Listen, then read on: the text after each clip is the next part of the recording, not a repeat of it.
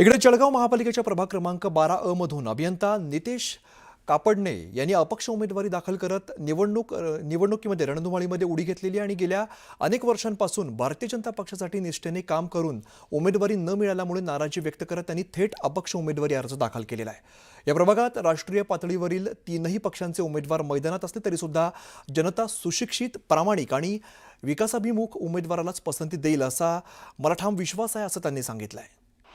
आमच्या प्रभागामध्ये जेवढे काही म्हणजे आरोग्याच्या समस्या आहे, हॉस्पिटलचे कामं असो काही असो, 2016-17 पासून मी बीजेपीचा कार्यकर्ता आहे आणि मी माननीय नामदार गिरीश भाऊ महाजन, आमचे लाडके आमदार राजूमामा भोळे यांच्यासाठी मी म्हणजे आमचा प्रभाग आहे तो म्हणजे खूप गरीब लोक आहेत। त्या गरीब लोकांना मी स्वतः स्वखर्चातून म्हणजे ऑपरेशन असो त्यांचं किंवा मुंबईला नेणं असो, ॲम्ब्युलन्सचा खर्च होता तो मी स्वखर्चातून केलेला आहे। मी स्वतः इंजिनियर आहे।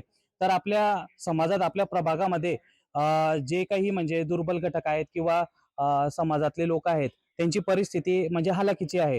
तर त्यांचे प्रश्न मांडायला महापालिकेमध्ये एक सुशिक्षित चेहरा म्हणून मला जाण्याची इच्छा आहे। अनाडी कोणी उमेदवार जर दिला तर तो फक्त मत मागण्यापुरता पैसे देऊन पैशांची देवाणघेवाण करून तो व्यक्ती मत घेईल, पण तो नंतर 5 वर्ष त्या लोकांपर्यंत पोहोचणार नाही। मी माझ्या म्हणजे समाजातील म्हणा, माझ्या प्रभागातील म्हणा, सर्व जनतेला मी म्हणजे त्यांच्या घरोघरी जाऊन त्यांचे प्रश्न सोडवण्याचे प्रयत्न करेल, कारण मी स्वतः एक महापालिकेचा अभियंता आहे।